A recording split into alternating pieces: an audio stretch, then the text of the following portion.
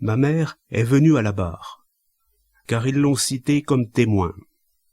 Si incroyable que cela paraisse, j'ignore encore si c'est l'accusation ou la défense qui a fait ça. De mes 2 avocats, l'un, maître Auger, n'est venu de La Roche-sur-Yon que pour assister son confrère parisien et pour représenter en quelque sorte ma province natale.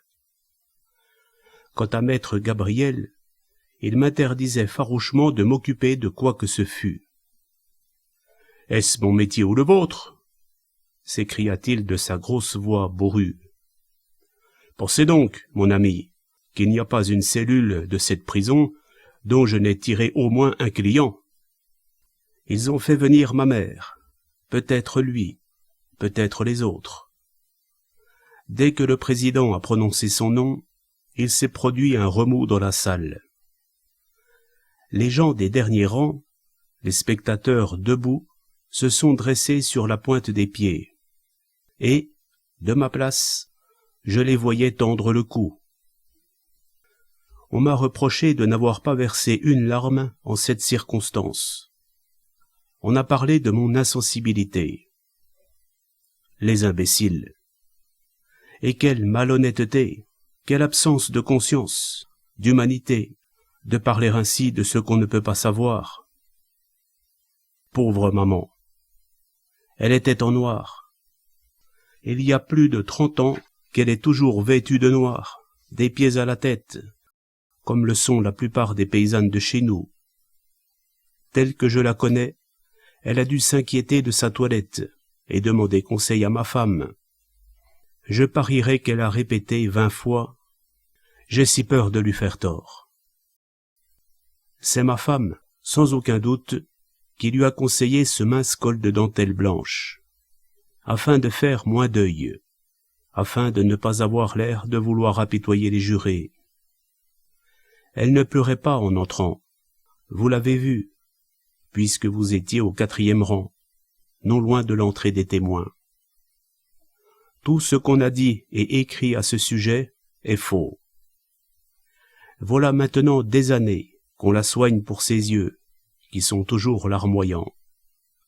Elle voit très mal, mais elle s'obstine à ne pas porter de verre, sous prétexte qu'on s'habitue à des verres toujours plus gros et qu'on finit par devenir aveugle.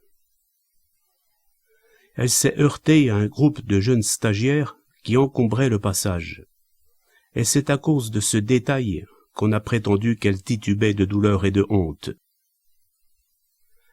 La comédie, c'était les autres qui la jouaient, et le président tout le premier, qui se soulevait légèrement sur son siège pour la saluer avec un air de commisération infinie, puis adressait à l'huissier le traditionnel « Apportez un siège aux témoins ». Cette foule retenant sa respiration, ses coups tendus, ses visages crispés, tout cela pour rien, pour contempler une femme malheureuse, pour lui poser des questions sans importance, sans même la moindre utilité. La Cour s'excuse, madame, de vous imposer cette épreuve, et vous prie instamment de faire un effort pour conserver votre sang-froid. Elle ne regardait pas de mon côté. Elle ne savait pas où j'étais. Elle avait honte. Non pas honte à cause de moi, comme les journalistes l'ont écrit, mais honte d'être le point de mire de toute une foule et de déranger, elle qui s'est toujours sentie si peu de choses, des personnages aussi importants. Car, dans son esprit, voyez-vous, et je connais bien ma mère, c'était elle qui les dérangeait. Elle n'osait pas pleurer. Elle n'osait rien regarder. Je ne sais même pas quelles sont les premières questions qu'on lui a posées. Il faut que j'insiste sur ce détail. J'ignore si les autres accusés sont comme moi. Pour ma part, j'ai eu souvent de la peine à m'intéresser à mon propre procès. Cela tient-il à ce que toute cette comédie a si peu de rapport avec la réalité? Bien des fois, pendant l'audition d'un témoin, ou pendant une de ces prises de gueule entre maître Gabriel et l'avocat général, Maître Gabriel annonçait ces incidents biquotidiens aux journalistes par un clin d'œil prometteur. Bien des fois, dis-je, il m'est arrivé d'avoir des absences qui duraient jusqu'à une demi-heure, pendant lesquelles je contemplais un visage dans la foule, ou simplement des taches d'ombre sur le mur en face de moi. Une fois, je me suis mis à compter les spectateurs. Cela m'a pris une audience presque entière, parce que je me trompais dans mes calculs, et que je recommençais. Il y avait 422 personnes, y compris les gardes du fond. 422 personnes aussi, sans doute, ce matin-là, pour regarder ma mère, à qui maître Gabriel faisait demander par le président « Est-ce que votre fils, dans son enfance, n'a pas eu une méningite ?» Comme s'il était besoin de la faire venir de Vendée pour ça. Et, au ton de la question, on aurait pu croire que là était le fond du procès, la clé de l'énigme. J'ai compris le truc, mon juge. Car c'est un truc. Les deux adversaires, l'avocat général et l'avocat de la défense, s'ingénient ainsi à poser aux témoins, avec une insistance qui suggère l'idée de dessein mystérieux, les questions les plus saugrenues. De mon banc, je voyais les jurés froncer les sourcils, plisser le front, parfois jeter quelques notes sur le papier, comme les lecteurs de romans policiers que l'auteur aiguille, avec l'air de ne pas y toucher, sur une nouvelle piste. Oui, monsieur le juge, il a été bien malade, et j'ai cru le perdre. Ayez l'obligeance de vous adresser à messieurs les jurés. Je pense qu'ils ne vous ont pas entendu. Et ma mère de répéter, docile, de la même voix. Oui, monsieur le juge, il a été bien malade, et j'ai cru le perdre. N'avez-vous pas remarqué qu'à la suite de cette maladie, le caractère de votre fils avait changé? Elle ne comprenait pas. Non, monsieur le juge. Répondez à messieurs les jurés. C'était pour elle un mystère aussi insondable que celui de la messe, de recevoir ainsi des questions d'un côté et d'être obligé de répondre de l'autre. Il n'est pas devenu plus violent? Il a toujours été doux comme un agneau, monsieur le juge. Le président. Monsieur le président. À l'école, il se laissait battre par ses camarades parce qu'il était plus fort qu'eux et qu'il avait peur de leur faire du mal. Pourquoi des sourires dans la salle et jusqu'au banc des journalistes qui notaient hâtivement ces mots? Il était juste comme un gros chien que nous avons eu et qui... Elle se taisait brusquement, intimidée, confuse. Mon Dieu, devait-elle prier à part elle, pourvu que je ne lui fasse pas tort. Et elle me tournait toujours le dos. Lors du premier mariage de l'accusé, vous avez vécu avec le jeune ménage, n'est-ce pas? Naturellement, monsieur le président. Tournez-vous vers messieurs les jurés, qui vous entendent mal. Naturellement, messieurs les jurés. Le couple était-il heureux? Pourquoi ne l'aurait-il pas été? Vous avez continué à vivre avec votre fils quand il s'est remarié, et vous habitez, maintenant encore, avec sa seconde femme. Il serait intéressant que messieurs les jurés sachent si les rapports entre l'accusé et celle-ci étaient les mêmes que ceux qu'il entretenait avec sa première épouse. Pardon? Pauvre maman, qui n'a pas l'habitude des grandes phrases, et qui n'osait pas avouer qu'elle est un peu dure d'oreille. Votre fils, si vous préférez, se conduisait-il de la même façon avec sa seconde femme qu'avec la première? Les lâches. Elle pleurait, maintenant.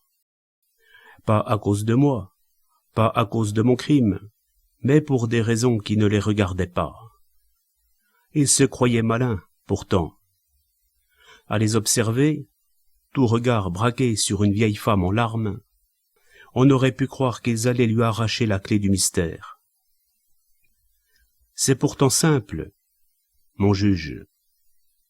Avec ma première femme, qui n'était pas une excellente ménagère, qui était ce qu'on appelle chez nous une pâte molle, ma mère restait la vraie maîtresse de maison. Avec Armande, les choses ont changé. Voilà tout. Parce qu'Armande a une personnalité plus marquée et des goûts bien à elle. Quand on retire soudain ses occupations à une femme de 60 ans, qu'on l'empêche de commander aux domestiques, de s'inquiéter de la cuisine et des enfants, c'est extrêmement douloureux. C'est tout. Voilà pourquoi ma mère pleurait. Parce qu'elle n'était plus qu'une étrangère dans la maison de Sabru. Votre fils, à votre avis, était-il heureux dans son second ménage? Sûrement, monsieur le juge. Pardon, monsieur le président.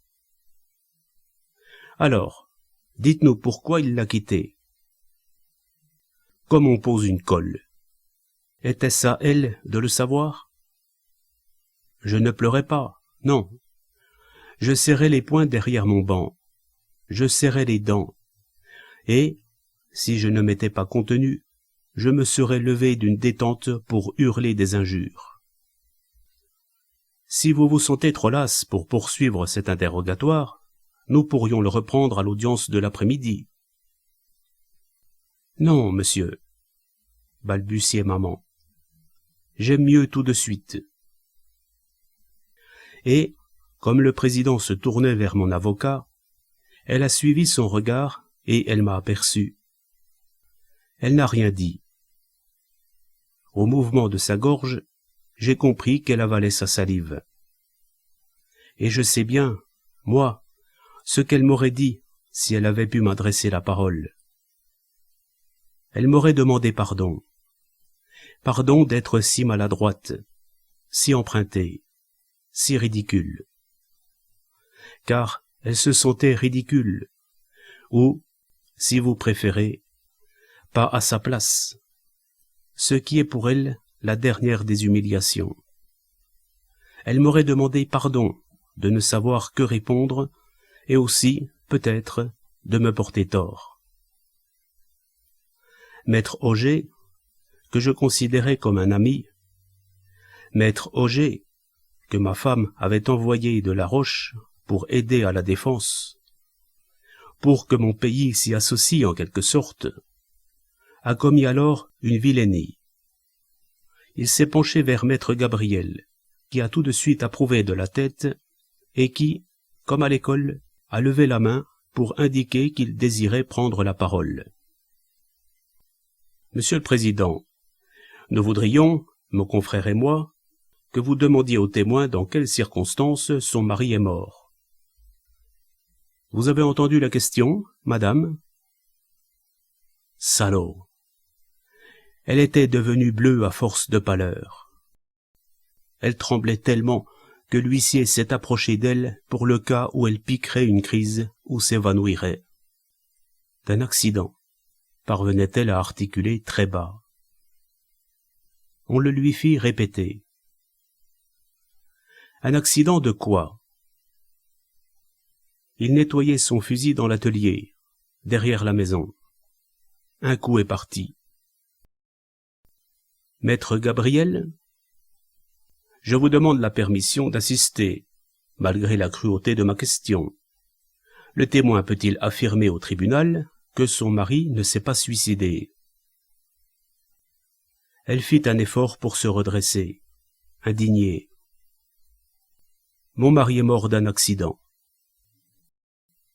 Tout cela, voyez-vous, mon juge, pour amener une toute petite phrase dans une plaidoirie, pour un effet de manche et de gueuloir, pour que maître Gabriel puisse s'écrier plus tard, en me désignant d'un geste pathétique, « Cet homme sur qui pèse une lourde hérédité, soit. Et la vôtre, mon juge. et celle de maître Gabriel, et de ces 2 rangs de jurés dont j'ai eu tout le loisir d'examiner le faciès. Lourde hérédité, c'est vrai, la mienne, celle de chacun de nous, celle de tous les fils d'Adam. La vérité, je vais vous la dire, non pas comme on la raconte dans les familles, où l'on a honte de ce que l'on prend pour des tares, mais tout simplement en homme, en médecin, et cela m'étonnerait fort que vous ne retrouviez pas des traits des miens dans votre propre famille. Je suis né dans une de ces maisons sur lesquelles on s'attendrit déjà, dont plus tard, sans doute, quand il n'en restera plus que quelques-unes éparpillées dans la province française, on fera des musées. Une vieille maison de pierre, aux pièces vastes et fraîches, aux corridors imprévus, agrémentés par-ci par-là de marches dont on a oublié l'origine, qui sentent à la fois l'encaustique et la campagne, les fruits qui mûrissent, le foin coupé et la cuisine qui mijote. Cette maison-là, jadis, au temps de mes grands-parents, était une maison de maître, que certains appelaient le château, et elle constituait le centre de 4 fermes de 50 hectares chacune. Du temps de mon père, il n'y en avait plus que 2. Puis, bien avant ma naissance, il n'y en a plus eu qu'une seule, et la maison est devenue ferme à son tour. Mon père s'est mis à cultiver la terre de ses mains et à faire de l'élevage. C'était un homme plus grand, plus large et plus fort que moi. On m'a raconté que, dans les foires, certaines fois qu'il avait bu, il pariait volontiers de porter un cheval sur son dos, et des vieux du pays affirment qu'il lui est arrivé de gagner ce pari. Il s'est marié tard, la quarantaine passée. Il était bel homme, et possédait encore assez de biens pour prétendre à un beau parti, et rétablir ainsi sa situation. Si vous connaissiez Fontenay-le-Comte, à 30 kilomètres de chez nous, vous auriez certainement entendu parler des filles Lanoux. Elles étaient 5, avec une vieille mère veuve depuis longtemps. Elles avaient été riches avant la mort de leur père, qui avait perdu sa fortune dans des spéculations ridicules.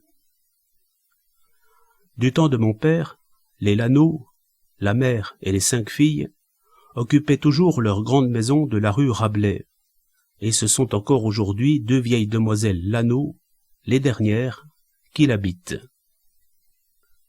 Je crois bien qu'il est impossible de vivre dans une pauvreté plus totale et plus digne qu'on l'a fait pendant tant d'années dans cette maison-là. Les revenus étaient si maigres qu'ils permettaient à peine l'ombre d'un repas par jour.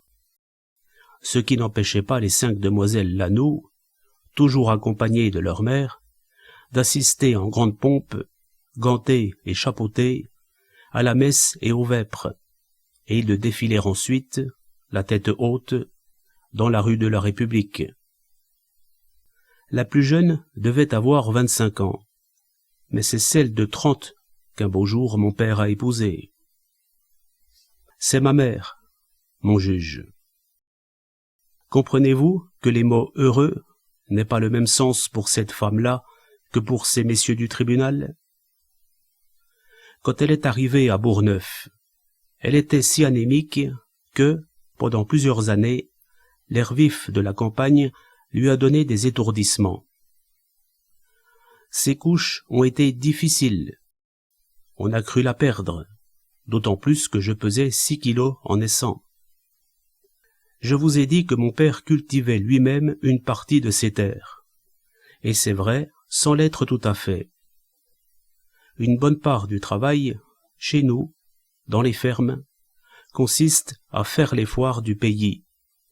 Et il y en a dans tous les bourgs du canton et des cantons voisins. Ce travail-là, c'était celui de mon père. Et aussi d'organiser des battues aux lapins ou aux sangliers quand il faisait des dégâts dans la région. Mon père est né, pour ainsi dire, un fusil à la main. il le portait sur le dos quand il allait au champ.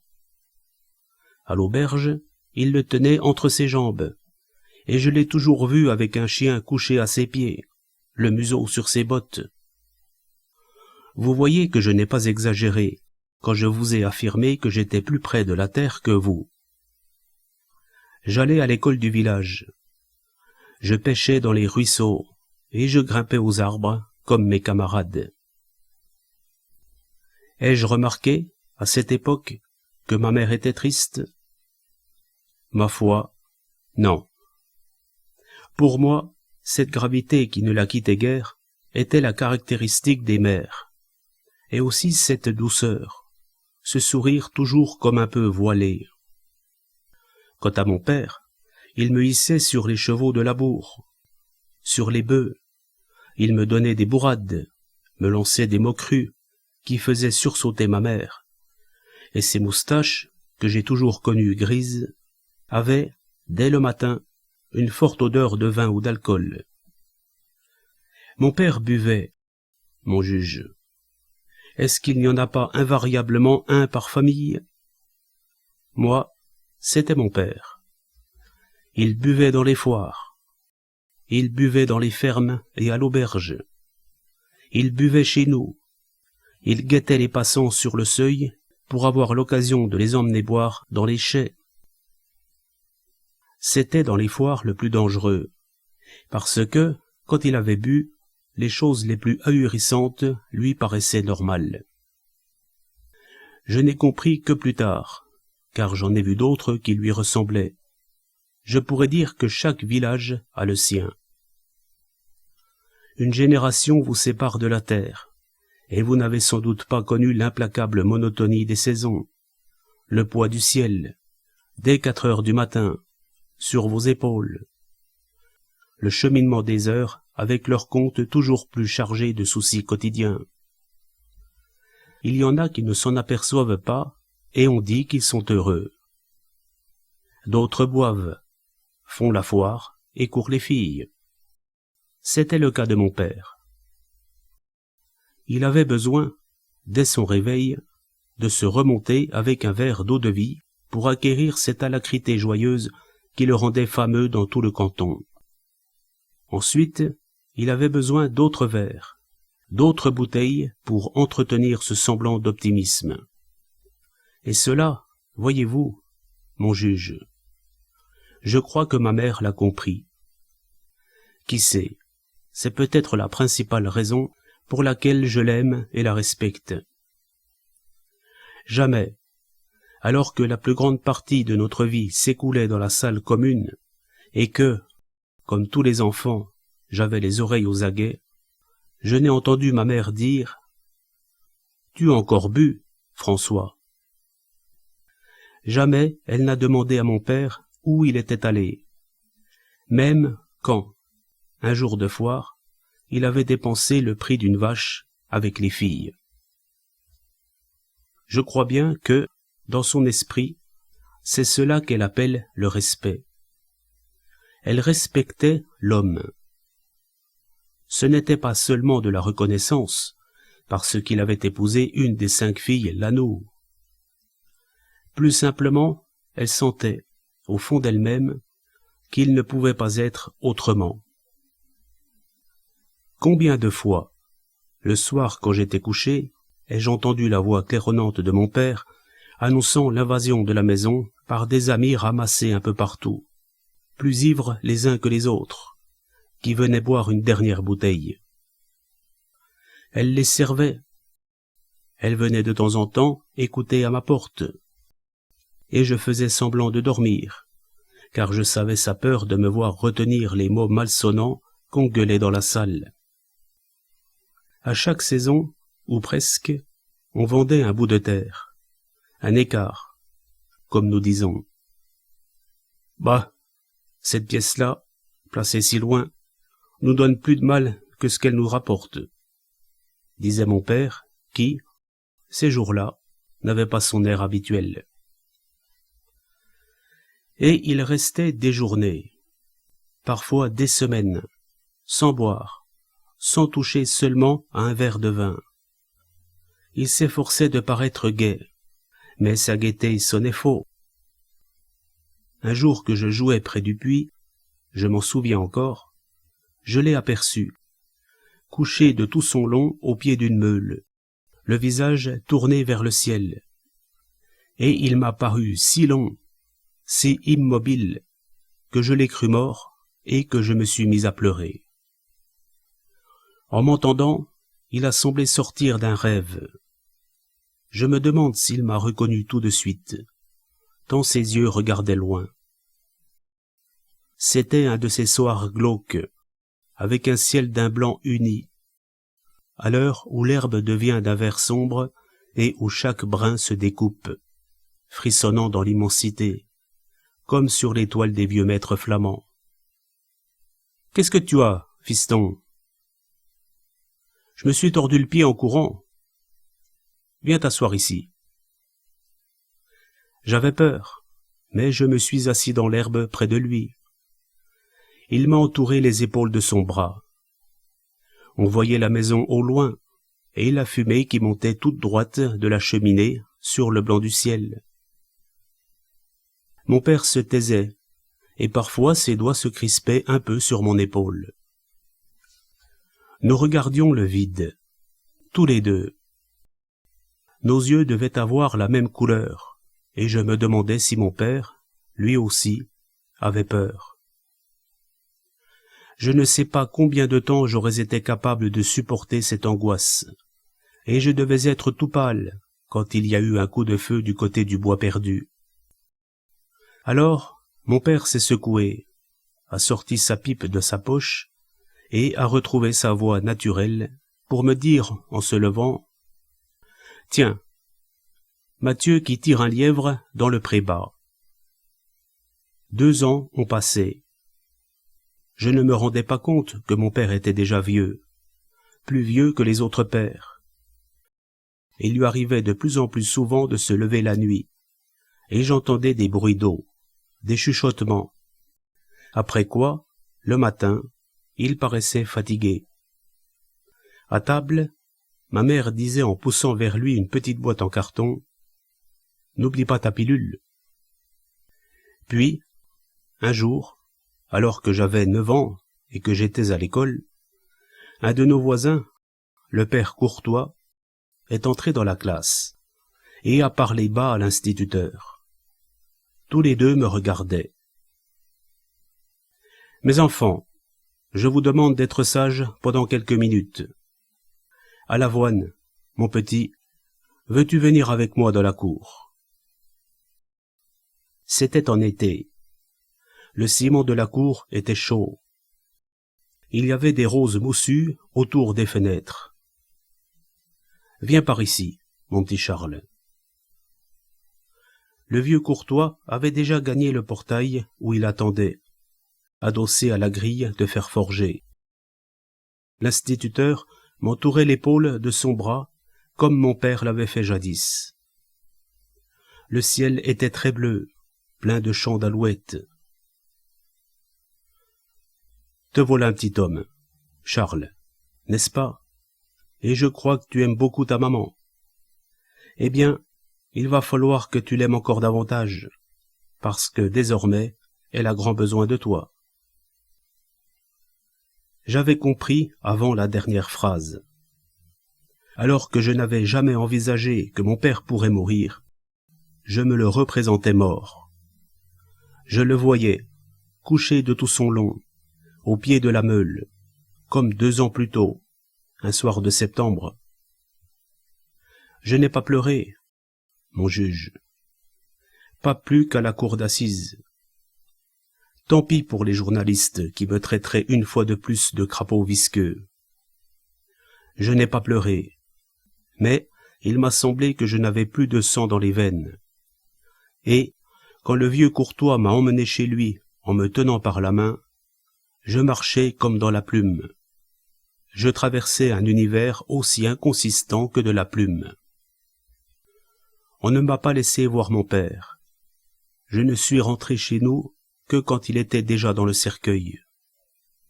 Tout le monde, qui venait à la maison, où il fallait servir à boire du matin au soir et du soir au matin, pour la veillée, tout le monde répétait en hochant la tête, lui qui aimait tant la chasse et qu'on ne voyait jamais sans son fusil. 35 ans après, un avocat gonflé d'importance, écarlate de vanité, devait demander avec insistance à ma pauvre mère « Êtes-vous sûr que votre mari ne s'est pas suicidé ?» Nos paysans de Bourgneuf ont eu plus de tact. Ils en ont parlé entre eux, bien sûr, mais ils n'ont pas cru nécessaire d'en parler à ma mère. Mon père s'est suicidé. Et puis après, mon père buvait. Et moi, j'ai bien envie de vous dire quelque chose. Mais voyez-vous, mon juge, tout intelligent que vous soyez, j'ai peur que vous ne compreniez pas. Je ne vous dirai pas que ce sont les meilleurs qui boivent, mais que ce sont ceux, à tout le moins, qui ont entrevu quelque chose qu'ils ne pouvaient pas atteindre, quelque chose dont le désir leur faisait mal jusqu'au ventre, quelque chose, peut-être, que nous fixions, mon père et moi, ce soir où nous étions assis tous les deux au pied de la meule, les prunelles reflétant le ciel sans couleur. Imaginez maintenant cette phrase-là, prononcée devant ces messieurs du tribunal, et devant mon scorpion boiteux de journaliste. J'aime mieux parler tout de suite de Jeanne, ma première femme. Un jour, à Nantes, alors que j'avais 25 ans, des personnages solennels m'ont remis mon diplôme de docteur en médecine. Le même jour, à la sortie de la cérémonie pendant laquelle j'avais sué sang et eau, un autre monsieur m'a remis plus discrètement un petit paquet qui contenait un stylo sur lequel on avait gravé en lettres d'or mon nom et la date de ma soutenance de thèse. C'est le stylo qui m'a fait le plus de plaisir. C'était la première chose vraiment gratuite que je recevais. À la faculté de droit, vous n'avez pas la même chance que nous, parce que vous n'êtes pas aussi directement lié à certains gros commerces. Le stylo m'était offert, comme à tous les jeunes médecins, par une importante société de produits pharmaceutiques. Nous avons passé une nuit assez crapuleuse, entre étudiants, pendant que ma mère, qui avait assisté à la cérémonie, m'attendait dans sa chambre d'hôtel. Le lendemain matin, sans avoir dormi, je suis reparti avec elle, non pas vers Bourgneuf, où elle avait revendu à peu près tout ce qu'il nous restait de terre, mais vers un petit bourg, Ormois, à une vingtaine de kilomètres de La Roche-sur-Yon. Je crois que, ce jour-là, ma mère était pleinement heureuse. Elle était assise, toute petite, mince, à côté de son grand-fils, d'abord dans le train, puis dans l'autobus, et, si je l'avais laissé faire, c'est elle qui aurait porté mes valises. Aurait-elle préféré que je fusse prêtre? C'est possible. Elle avait toujours désiré que je sois prêtre ou médecin. J'avais choisi la médecine pour lui faire plaisir, alors que j'aurais mieux aimé traîner mes bottes dans les champs. Le soir même, j'entrai en quelque sorte en fonction à Ormois, où ma mère avait racheté le cabinet d'un vieux docteur à moitié aveugle, qui se décidait enfin à se reposer. Une grande rue, des maisons blanches, une place avec l'église d'un côté et la mairie de l'autre, quelques vieilles qui portaient encore le bonnet blanc des Vendéennes.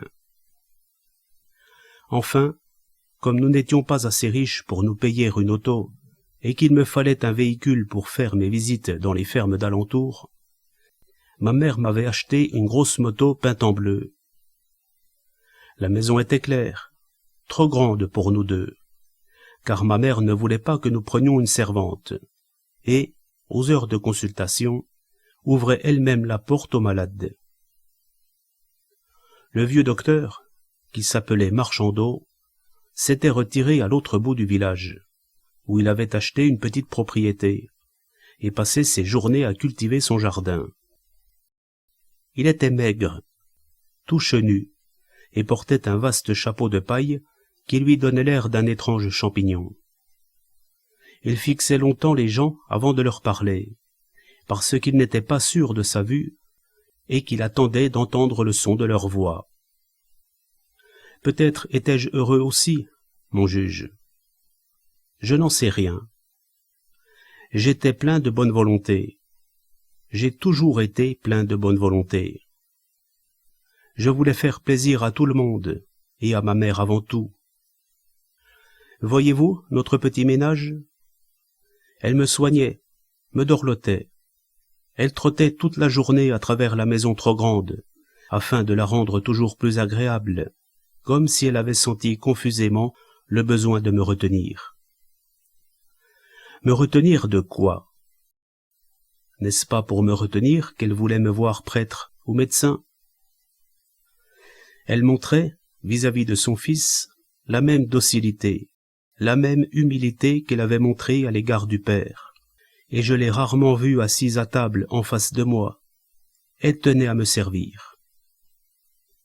Souvent, j'étais obligé de sauter sur ma moto et d'aller voir mon vieux confrère, car je me sentais novice et j'étais parfois embarrassé par certains cas qui se présentaient. Je voulais bien faire, voyez-vous, j'ambitionnais la perfection. Puisque j'étais médecin, je considérais la médecine comme un sacerdoce. Le père Cochin, me disait Marchandeau, du moment que vous lui fourrez pour 20 francs de pilules, n'importe lesquelles, il sera content. Car il n'y avait pas de pharmacien dans le village, et je vendais les médicaments que je prescrivais. Ils sont presque tous les mêmes. Ne leur dites surtout pas qu'un verre d'eau leur fera autant d'effet qu'une drogue. Ils n'auraient plus confiance en vous. Et, par surcroît, en fin d'année, vous auriez gagné à peine de quoi payer votre patente et vos impôts. Des drogues, mon ami, des drogues.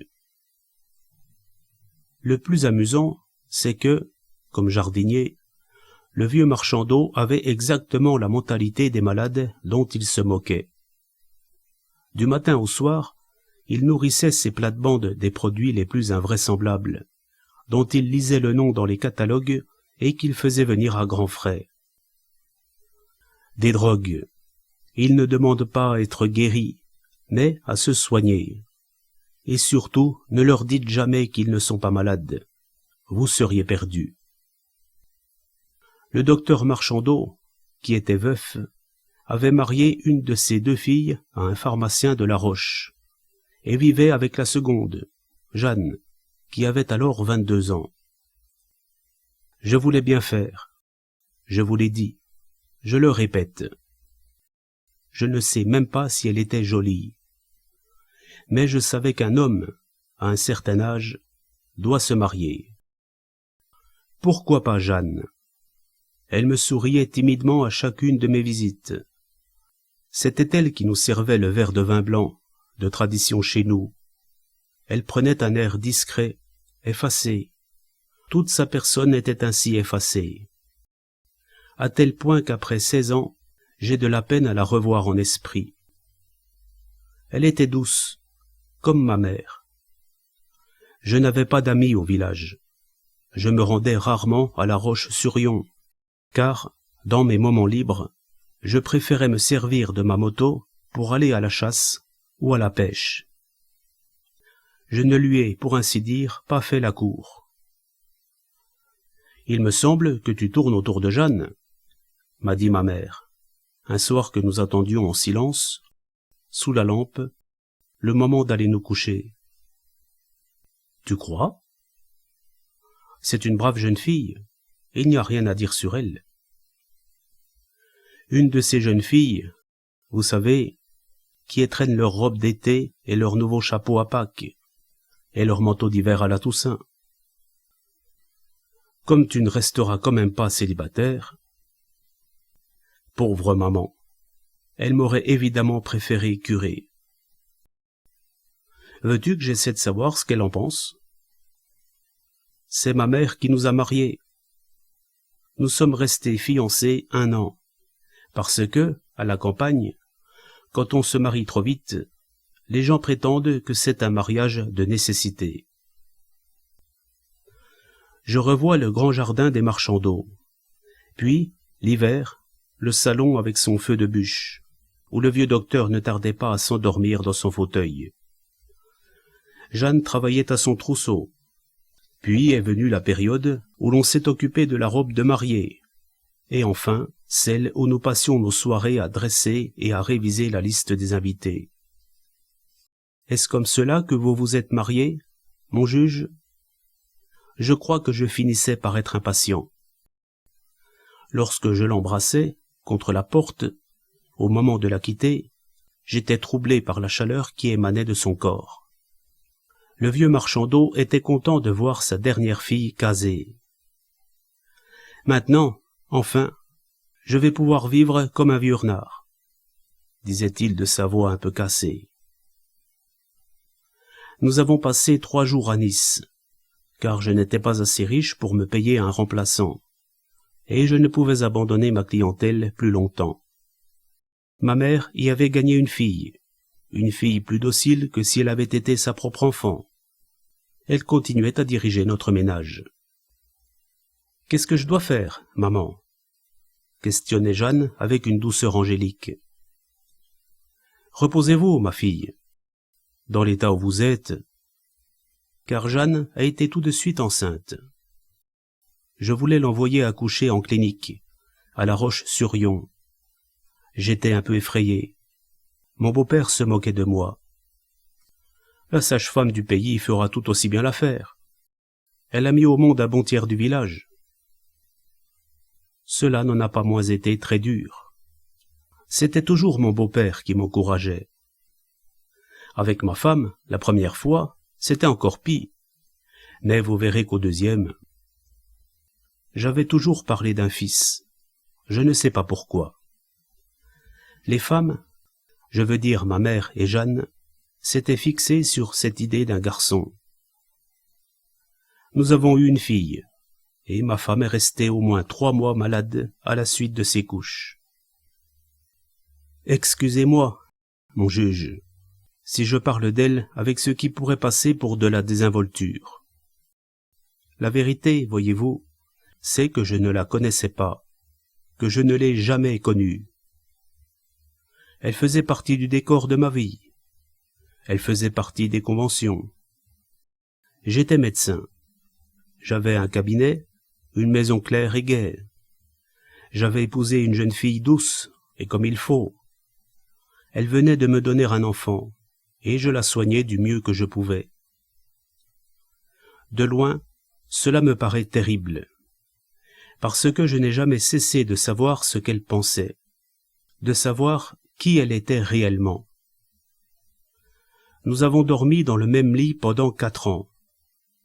Nous avons passé nos soirées ensemble, avec maman entre nous deux, parfois avec le père Marchandeau, qui venait boire un verre avant de se coucher. C'est, pour moi, une photographie déjà effacée.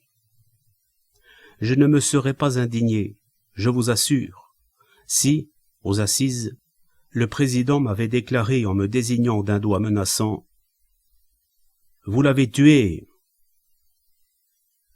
Car, c'est vrai, seulement pour celle-là, je ne le savais pas.